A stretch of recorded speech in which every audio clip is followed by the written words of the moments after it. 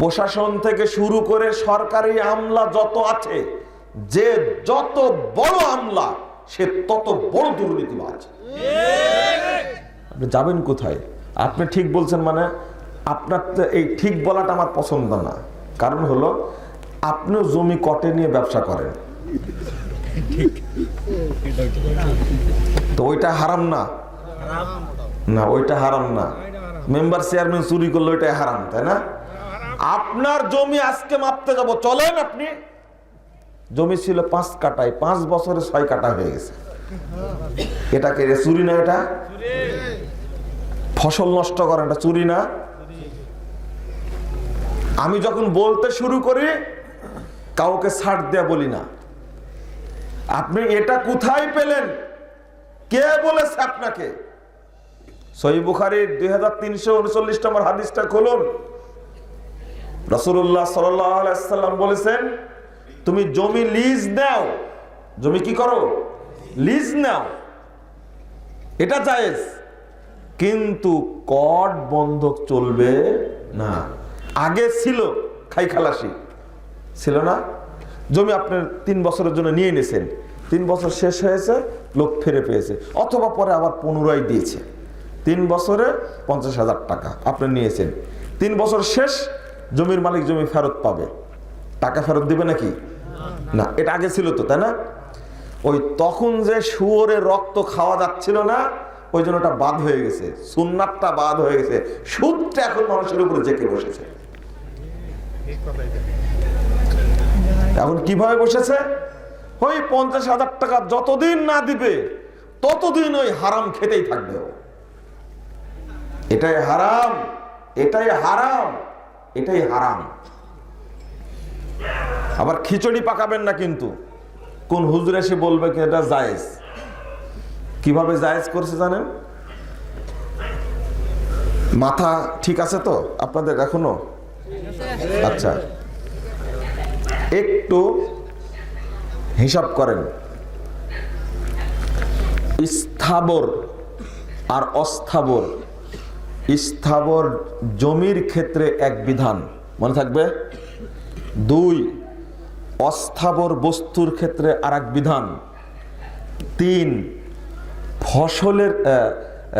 ফলের বাগানের ক্ষেত্রে আর এক বিধান। 4, গরু ছাগলের ক্ষেত্রে আর এক বিধান। মনে থাকবে? মনে থাকবে না, রাত 12টা বেজে গেছে। জমি লিজ নেওয়া জায়েজ। জমি লিজ নেওয়া কি? কটে নেওয়া হারাম। 1, গাছ এখন হুজুর এসে বলে দিয়েছে লিজ নেওয়া যেহেতু জায়েজ, আমের বাগানও লিজ নেওয়া কি জায়েজ। এই জন্য আমের বাগান, লিচুর বাগান, বড়ুর বাগান, তারপরে কলার বাগান, পেয়ারার বাগান, যত ফলের বাগান, এখন তো ড্রাগন ফলও হচ্ছে, এই ফলের বাগানগুলো লিজ নিচ্ছে 5 বছর 10 বছরের চুক্তিতে। আপনাদের এলাকাতে আম অত নাই, রাজশাহীতে আম বেশি, ব্যবসাটাও বেশি, হারামও খায় বেশি। এই বাগানটা নিয়ে নিচ্ছে 5 বছরের চুক্তিতে, বাগানটা নিচ্ছে। হুজুরের ফতোয়া, যেহেতু 5 বছরের চুক্তিতে, 2 বছর, 5 বছর, 7 বছর চুক্তিতে জমি লিজ নেওয়া জায়েজ, বাগানও লিজ নেওয়া কি জায়েজ। দেখছেন কোথাকার পানি কোথায় লাগাইছে। বাগানের ক্ষেত্রে যে আর এক বিধান, এটা কিন্তু তার জানা নাই। 3997 নম্বর হাদিস, 94 নম্বর হাদিস সহিহ মুসলিমের মধ্যে এসেছে, আনিল মুআওয়ামা, অর্থাৎ ফলের বাগান 1 বছর 2 বছরের চুক্তিতে, 5 বছরের চুক্তিতে বিক্রি করা কি নিষিদ্ধ। ওইটাই চলছে এখন। হাজী সাহেব হজ করতে যাচ্ছে, বাগানগুলো 5 বছরের চুক্তিতে দিয়ে হজে যাচ্ছে, আমার কাছে দোয়া চাচ্ছে, চাচা হজে যাচ্ছে দোয়া করবেন। হুট করে হজে যাওয়ার সিদ্ধান্ত, মানে সিদ্ধান্ত টাকা পয়সা তো নাই, বাগানগুলো সব লিজ দিয়ে দিছি 5 বছরের চুক্তিতে দিয়ে হজে যাচ্ছি। আমি বললাম যে চাচা কাজ একখান করেছেন আপনি। বলছে হ্যাঁ, এছাড়া কোনো উপায় ছিল না। বলছে হজ কিন্তু বাগানে থাকবে, বিমানবন্দরেও যাবে না। বলেন এইভাবে বাগান লিজ দিয়ে, লিচু বাগান, আমের বাগান লিজ দিয়ে হজ করলে হজ হবে? না বলতে খুব কষ্ট হচ্ছে, তাই না? বিধান মানতেই হবে। কত হাজি জানে না এটা, কত হাজি এটা জানে না যে এইভাবে অর্থ ইনকাম করা হারাম, চলবে না, ওইভাবে চলে যাচ্ছে হজে। এক। 2 নম্বর হলো জমি নেওয়া না জায়েজ, কট, কিন্তু এটা নেওয়া কি জায়েজ। আমি টাঙ্গাইলে এসেছি আপনাদের কাছে, আমার টাকা পয়সা নাই। আমি বললাম যে চাচাজি আমাকে 10,000 টাকা দেন, মোবাইলটা রাখেন, আপনি ব্যবহার করেন, যেদিন আমি টাকা দেব সেদিন মোবাইলটা কি ফেরত দিন। এটা কি, এটা কি বলেন? জায়েজ। এটাই তো বুঝে না, যার কারণে সব খিচুড়ি পাকাইছে। কি পাকাইছে? খিচুড়ি পাকাইছে। আবার গরু ছাগলের ক্ষেত্রে ওটা কিন্তু ঠিক আছে, আলহামদুলিল্লাহ, এখন পর্যন্ত ঠিক আছে। ভবিষ্যতে যে কি হবে আল্লাহ জানে। ওই যে ভাগাভাগি করে নেন না আপনারা, কি ভাগাভাগি করেন? ছাগল ভাগ করে নেন না আপনারা, দাম ধরায় দেন। 30,000 টাকা দিলেন, দাম হয়ে গেল 90,000 টাকা, আপনার 30,000 টাকা থাকলো, বাকি কয় হাজার টাকা হলো? 60,000 টাকার দুইজনের মধ্যে কি হবে? ভাগ হবে। ঠিক আছে। গরু পালতে দিয়েছেন, বাচ্চা আপনার একটা আর যাকে পালতে দিয়েছেন তার একটা, এটা কি ঠিক আছে? সমস্যা নাই। আচ্ছা শরীয়ত কি আমার বাপের যেটাকে ইচ্ছা সেটা না জায়েজ বলবো, যেটা জায়েজ বলবো? আলহামদুলিল্লাহ চালু আছে, আলহামদুলিল্লাহ। কিন্তু দেখেন আজকে সবাই হারামের পথে আগাচ্ছে। অধিকাংশ মানুষ যারা শহর এলাকায় থাকে তারা কিন্তু গ্রাম এলাকায় কি করেছে, আপনার ওই যে লিজ জমি নিয়েছে, কট, টাকা বেশি তো জমি কট নিয়েছে, হালাল পথে আগাচ্ছে না। মোটরসাইকেল কিনেছেন, গাড়ি কিনেছেন, আপনার ওই গাড়িটাও কি হালাল?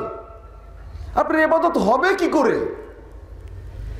মানে ব্যাংক থেকে গাড়িটা কিনে দিল আপনাকে, শুনেন এটাও একটু বুঝার চেষ্টা করেন। বুঝার লোক নাই, কাকে বুঝাবো? মানে আপনি যদি সরাসরি মোটরসাইকেলের দোকান থেকে আপনি নিজে কিনেন, আমি দোকানদার, আপনি কাস্টমার, দুইজনের মধ্যে পালসার গাড়ি কিনবেন, 2,20,000 টাকা দাম। আমি বললাম যদি আপনি নগদ নেন তা 2 লাখ টাকা, আর যদি বাকি নেন তাহলে 2,20,000 দিতে হবে। আপনি কিস্তিতেই দিবেন, সমস্যা নাই। এটা কি জায়েজ? এটা কি জায়েজ? কিন্তু ইসলামী ব্যাংক ঢুকে গেছে এর মধ্যে, আল আরাফা ব্যাংক ঢুকে গেছে, তারপরে ইউসুফ ব্যাংক ঢুকে গেছে, কোনো ব্যাংক ঢুকে গেছে, মানে মধ্যস্বত্বভোগী যাকে বলে আর কি। ও টাকাটা দিচ্ছে কাকে? দোকানদারকে দিচ্ছে।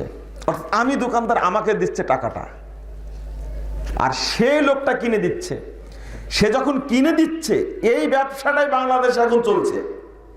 সে যখন কিনে দিচ্ছে তখন এইটা কিন্তু 2 লাখ টাকা দিয়ে কিনে দিচ্ছে, বাট এই 20,000 টাকা ভোগ করবে কে? ব্যাংক ভোগ করবে। কৃষক ঠিকই দিচ্ছে 2,20,000, আমি পাচ্ছি না, আমি 2 লাখই পাচ্ছি, মাঝখান থেকে ভোগ করছে কে? এটা হারাম, এটা হারাম, এটা হারাম। এই মধ্যস্বত্বভোগী হারাম। আজকে বুঝায় বললাম, যারা গাড়ি কিনছেন, বাড়ি কিনছেন, ব্যাংকের সাথে চুক্তি করে এইভাবে, এটা ছোট্ট একটা পার্থক্যের কারণে, এইটা যদি হয় দোকানদার আর কাস্টমার, দোকানদার আর খরিদ্দার যদি হয় নগদে এক দাম, বাকিতে এক দাম, তাহলে কি জায়েজ? যদি এখানে ঢুকে, আপনিও যদি ঢুকেন যে আমি তো কিনে দিচ্ছি তাকে, কিন্তু ভোগটা করলো কে?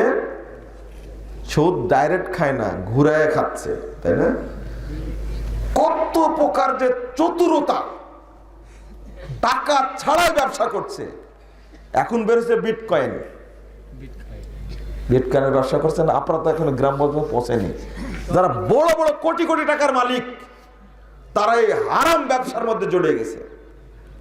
আমার উপরে রাগ করে মানুষ যে আপনি এইগুলো বিষয় নিয়ে কথা বলেন কেন? ওয়াজ করুন ওয়াজের মতো, মানুষ একটু কাঁদবে, একটু হাসবে, তো জবাই করবো, তুই আসি বসে দেখ। আমাদের আলোচনা মানুষ শুনে না। একজন এসে কানে কানে বলে যাচ্ছে যে ভাই এই রাজনৈতিক কোনো আলোচনা করেন না, মেজাজটা খারাপ হয় না? আমরা কোনোদিন রাজনৈতিক আলোচনা করি? আরে যে পরামর্শ দিল ওই কই, তাকে এখানে বসে থাকতে হবে। তুই পরামর্শ দিয়ে পালায় চলে যাবে কেন? বলি কি শোনো আগে, ধাপ তুলতে পারো কিনা সেটা দেখো আগে। হ্যাঁ, একদিন বক্তব্য দিচ্ছিলাম, প্রোগ্রাম বন্ধ করে দিল, দেওয়ার পরে আবার প্রোগ্রামটা চালু করলো।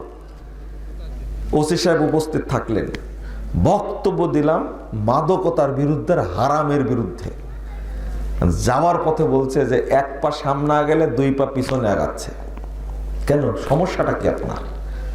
তো যা শুনলাম আমাদের কি হবে সেটাই চিন্তা করছি।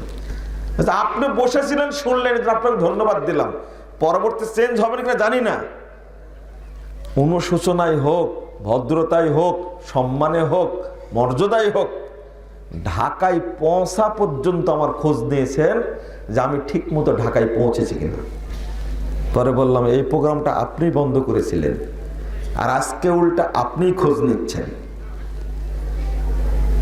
আমরা বক্তব্যে যা বলি সেটা হলো মানুষের অন্তর সংস্কার, পরিবার সংস্কার, ব্যক্তি সংস্কার। চেষ্টা করে মানুষের মধ্যে থেকে যেন কোন রকমের ত্রুটি ধোঁকাবার জন্য মানুষ না হয়, উদ্দেশ্য থাকে এইটা। এইটা সূক্ষ্ম যে কথাটা বললাম, আপনাকে হুজুর যত বড়ই কড়া ফতোয়া দিক না কেন, আপনি স্পষ্ট জেনে নেন মধ্য সত্যভোগী কেউ যদি ঢোকে তাহলে এটা কি হয়ে যাবে? হারাম হয়ে যাবে। এখন এইটাই বাজারে চলছে, এটাই বাজারে কি চলছে বুঝেই না। ফ্ল্যাট কিনে ফেলেছে, বিশাল ফ্ল্যাট কিনেছে ব্যাংকের মাধ্যমে। আর বেটা যতদিন বেঁচে থাকবি সুদের টাকা তৈরি করা ফ্ল্যাট, কোনদিন ইবাদত কবুল হবে না। আল্লাহ রাসূল সাল্লাল্লাহু আলাইহি ওয়াসাল্লাম বলছেন, 205 পৃষ্ঠা খুলুন সহিহ মুসলিম প্রথম খণ্ডের, ইন্নাল্লাহা তাইয়্যিব লা ইয়াকবালু ইল্লা তাইয়্যিবা, নিশ্চয় আল্লাহ পবিত্র, তিনি পবিত্র বস্তু ছাড়া কবুল করেন না। ইন্নাল্লাহা তাইয়্যিব, নিশ্চয় আল্লাহ পবিত্র, লা ইয়াকবালু ইল্লা তাইয়্যিবা, পবিত্র বস্তু ছাড়া কবুল করেন না। আল্লাহ রাব্বুল আলামিন বলছেন পবিত্রটা খাও, রাসূল বললেন পবিত্র ছাড়া কবুল হয় না। আমি কেন হারামের সাথে জড়িয়ে গেলাম? হারাম খাচ্ছি কেন আমি? যেটাই হারাম হবে শুধু তাই একটা জিনিস, দুর্নীতি আর আত্মসাৎ যেভাবে ঢুকে গেছে। এই যে আপনি বিয়ে করলেন, ওইদিকে না নাই গেলাম, শুধু দোষ দেয় এমপি মন্ত্রী চুরি করে, চেয়ারম্যান চুরি করে। আপনি বেটার বিয়ে দিতে গেলে কি করলেন? কি করলেন? যৌতুক নিলেন কেন? আপনার কি লজ্জা আছে, শরম আছে, হায়া আছে আপনার? পালসার গাড়ি নিলেন, বিআইকে বলছে বিআই সাহেব বিয়ের পরে এইগুলো দিন, আগে দিলে মানুষ বলবে যে ডিমান্ড নিয়ে করেছে। এই এক শয়তান, বুঝেন? এই প্রতারণার দরকার ছিল? এটা করেন কেন? এটাও তো হারাম। যে ফ্রিজ নিয়েছেন শ্বশুরের কাছ থেকে, পালসার গাড়ি নিয়েছেন, প্রিমিয় গাড়ি নিয়েছেন, ফ্ল্যাট নিয়েছেন, জায়গা নিয়েছেন, বাড়ি নিয়েছেন, অপেক্ষায় থাকুন ওই যৌতুকের বাড়ি নিয়ে কাল কিয়ামতের মাঠে কাঁধে করে নিয়ে উপস্থিত হতে হবে। উপায় নাই, অত সহজ না। এটা আল্লাহর ঘোষণা। আল্লাহ বলছেন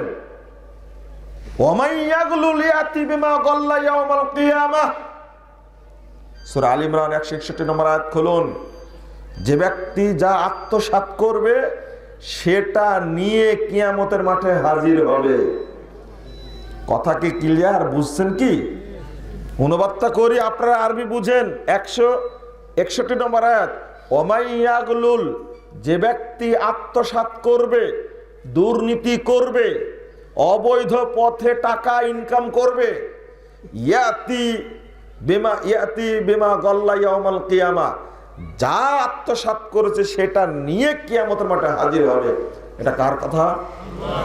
আল্লাহর কথা। এই মোবাইলটাও যদি আপনি চুরি করেন, এটাও কাল কিয়ামতের মাঠে এটাও পাওয়া যাবে, এটাও পাওয়া যাবে।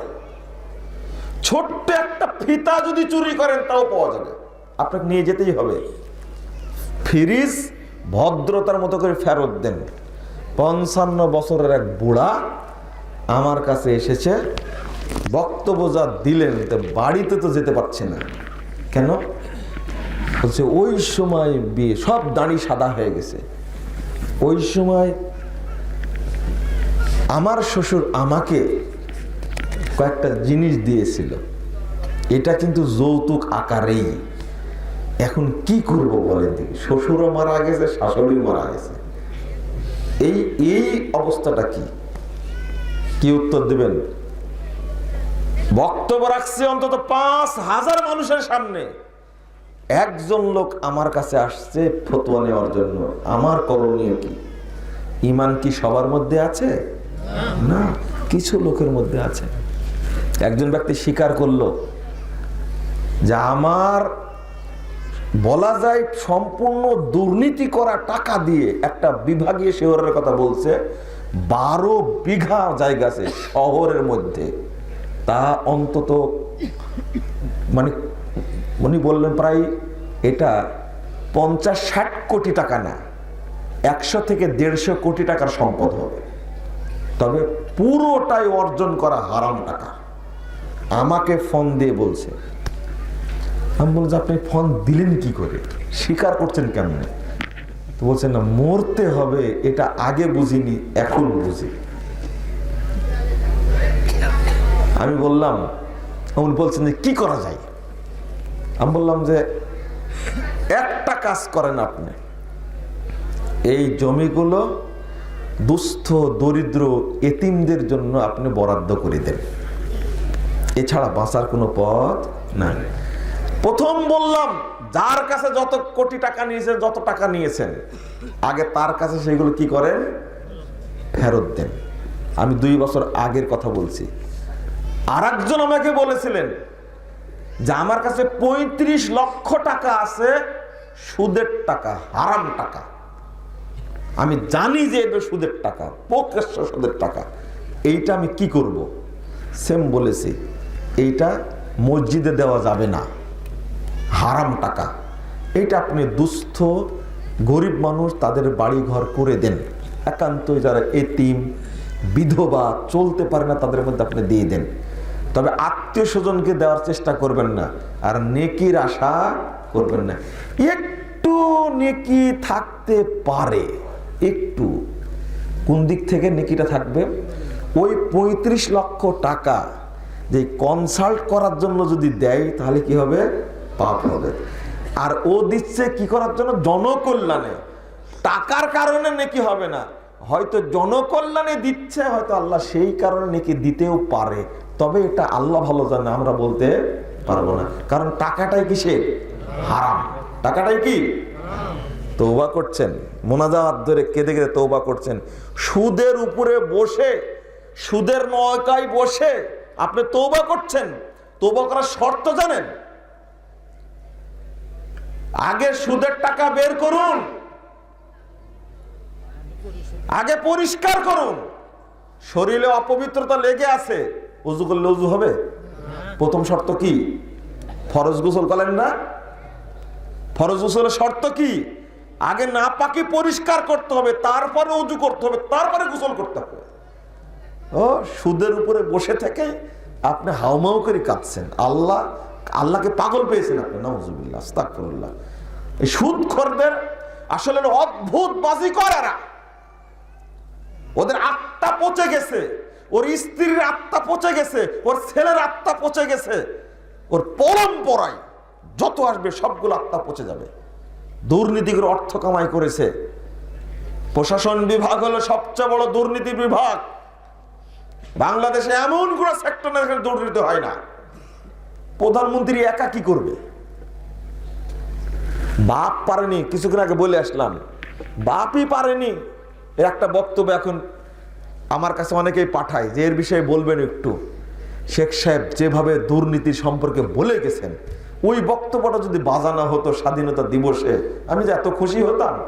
অন্তত কিছু চোর চুট্টা যারা আছে, যারা চুরি করে, বাংলাদেশের দরিদ্র মানুষ, এমনিতেই বলে গেছেন তিনি যে সবাই পেয়েছে স্বর্ণের খনি, আমি পেয়েছি চোরের খনি।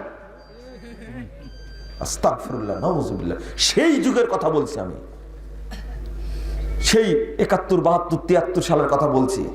সেই সময় আমাদের জন্মই হয়নি, সেই সময় বলছেন কেবল একটা দেশ স্বাধীন হয়েছে, তখন বলছেন যে ৭ কোটি মানুষের ৮ কোটি কম্বল আমারটা কই। আজীব চোরের দেশ। প্রধানমন্ত্রী একা হয় কি করবেন? উনি নিজেই বলছেন বক্তব্যে, আমার সামনে চোর, পিছনে চোর, চারিদিকে চোর, চুরটাই ভর্তি।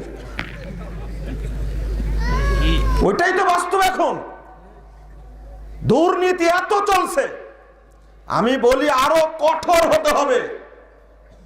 বাংলাদেশের মানুষ যে কোনো সময় দুর্নীতির বিরুদ্ধে পদক্ষেপ নিলে সরকারকে সবসময় সহযোগিতা করবে। এই চোর চুট্টাদেরকে মানুষ ভালোবাসে? একজনকেও ভালোবাসে না। একটা কি বলবো, একটা ড্রাইভার কত বদের বদ দেখেন, ইসলামের দুর্নাম করলো। ও বদমাসের মাথায় টুপি, মুখে বড় দাড়ি, কি যেন নাম এই বদমাসটা, এত টাকা চুরি করেছে, এত টাকা চুরি করেছে। সাইনবোর্ড হলো টুপি, দাড়িটা হলো কি সাইনবোর্ড। হাদিসটা শুনে রাখুন, আমি সকলকেই বলছি, আমার বক্তব্য সব জায়গায় যাবে।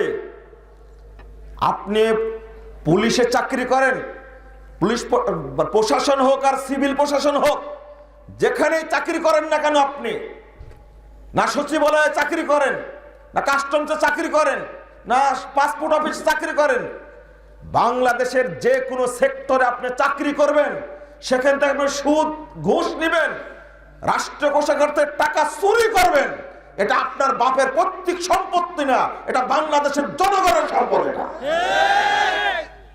আপনার বাপ কি চুট্টা ছিল? আপনি পাসপোর্ট অফিসে বসে থেকে চুরি করেন, কৃষকের টাকা চুরি করেন আপনি ভূমি অফিসে বসে থেকে। আপনি মানুষটা জানোয়া। বাংলাদেশটা দরিদ্র কেন? টুপি তোমার সাইনবোর্ড, দাড়ি তোমার সাইনবোর্ড, নামাজ তোমার সাইনবোর্ড, আলহাজ হলো ১ নম্বরের সাইনবোর্ড। আমি সব ডিপার্টমেন্টকে বলি, ভাই তোমাকে মরতে হবে। তুমি যদি ১ টাকা, আমার খুব কষ্ট লাগে, এত কষ্ট লাগে, আমি কথাটা বলেই ফেলি আজকে। কষ্টের কথা বহুদিন যাবত দেখছি।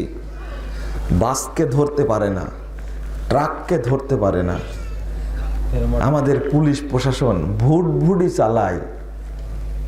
ভুটভুটি চিনেন? কয় টাকা ভাড়া তার বলেন তো দেখি? তাকে দাঁড় করায়া তুমি যদি তার কাছ থেকে ১ টাকাও না, ও পুলিশ ভাই, তুমি যদি ১ টাকাও নাও, তোমার কি ইজ্জত আছে?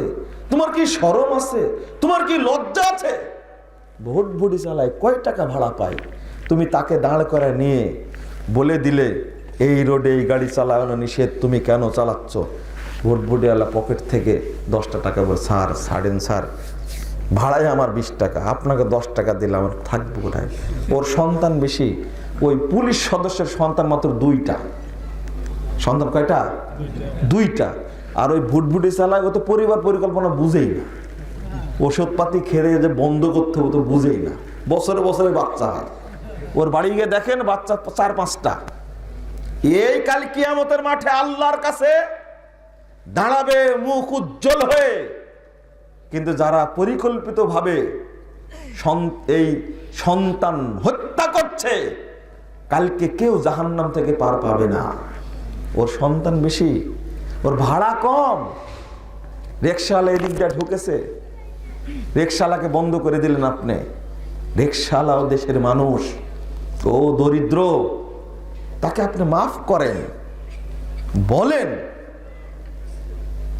আর যারা বড় বড় ডাকা ডাকা দুর্নীতিবাজ, তাদেরকে ধরতে পারছে না, তারা ধরাছোঁয়ার বাহিরে। তারা চলছে প্রাজেরো গাড়ি নিয়ে, তারা চলছে ল্যান্ড ক্রুজার গাড়ি নিয়ে চলছে, তাদেরকে ধরবে কি করে? ধরছে। আমার এত কষ্ট লাগে, আফসোস লাগে যে এইটা মানে কি, ওটা আবার বললাম নসিমন নাম রাখছে, কি নসিমন, এইটা চালায় কয় টাকা পায়?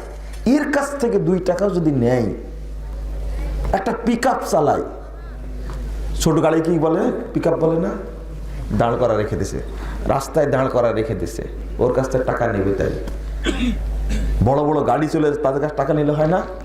নিবেনই কেন আপনি? নিবেন কেন আপনি? প্রয়োজনে চাকরি ছেড়ে দেন, অন্য চাকরি করেন আপনি। রাগ করছেন আপনারা? বাস্তবতা এটা। আর এনাদের কি করব? সারা রাত ডিউটি করার পরে হয়তো বা 100 টাকা পায়, ভাগে কয় টাকা পায়? 100 টাকা পায়। আর 1 ঘন্টা ডিউটি করে বিভিন্ন অফিসে ও কোটি কোটি টাকা পাচ্ছে। একজন ব্যক্তি আমাকে বলছেন যে ভাই চাকরি করব কোথায়? বলছে চাকরি করব কোথায়? আমি মাদ্রাসার মধ্যে যে টাকাগুলো দিই, এই টাকাগুলো আমার না, কিন্তু এগুলো সব হারাম টাকা। আমি মসজিদে যান? না না, মসজিদে না, এই যে এতিমখানা মাদ্রাসায় মানুষ নিতে আসে, ওদেরকে দিই। কিসের টাকা? প্রথম মানে আমি যদি টাকার ভাগ না নেই অফিসে, তাহলে আমাকে ট্রান্সফার করে খাগড়াছড়ি দিয়ে দিবে, ওই বান্দরবন দিয়ে দিবে। মানে ওরা কি সিন্ডিকেট পাকাইছে? আমি একটা চিত্র বলছি আপনাদেরকে, রাষ্ট্রীয় চিত্র। তখন ভাগ আমার উপরেও আসে, আমাকেও নিতে হয়, না হলে পরিকল্পিতভাবে আমাকে ফাঁসাই দিবে। চাকরিও করা লাগবে, যাই কোথায় এখন। আর এত টাকা, আশ্চর্য। যে সেক্টরের কথা আগে বলেছি ওর মধ্যে কোনো একটা সেক্টর এত টাকা রাখবে কোথায়? তা আমি তো টাকা খাবো না, 1 টাকাও হারাম খাবো না, এটা আমার প্রতিজ্ঞা। তো আমি শুধু স্বাক্ষরটা করলেই আমাকে 2 লাখ টাকা দেবে। কয় লাখ? 2 লাখ টাকা দিয়ে যাবে। তা আমি ওই মুহূর্তে এক এতিমখানার লোক আসছে, পরিচালক, আমার কাছে কিছু সাহায্য নিতে।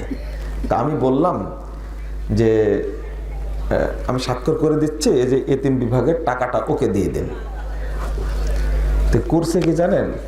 2 লাখ টাকা তো 4টা বান্ডিল, তাহলে কয় টাকার? 500 টাকা। তো বলছে একটা 500 টাকার বান্ডিল থেকে 5 টাকার নোট বের করে ওকে দিল। তা আমি তাকায় থাকলাম, কিচ্ছু বললাম না। ও 500 টাকা নিয়ে চলে গেল। আর স্বাক্ষর যেহেতু হয়ে গেছে, এও 2 লাখ না 1,99,000 কত 500 টাকা নিয়ে খুব আনন্দে চলে গেল। সেদিন সারাদিন আমার মানে মাথা থেকে যায়নি যে মানুষ কত খারাপ। আমাকে দেওয়ার জন্য নিয়ে আসছে, আমি এতিমখানা দিতে বললাম, দিল না। আমাকে ঠিকই দিত। তো এখন এই কাজ আর করি না। তোরা যেহেতু ঘুষ দেবি, ঘুষটা নেই। আমি নেওয়ার পরে এতিমখানায় বরাদ্দ করে যে যা তোরাই খা। আমার চাকরিও ঠিকঠাক, এতিমখানাও ঠিকঠাক, মাদ্রাসাও ঠিকঠাক, আমিও বাঁচি। একজন ভালো হয়ে থাকা খুবই মুশকিল।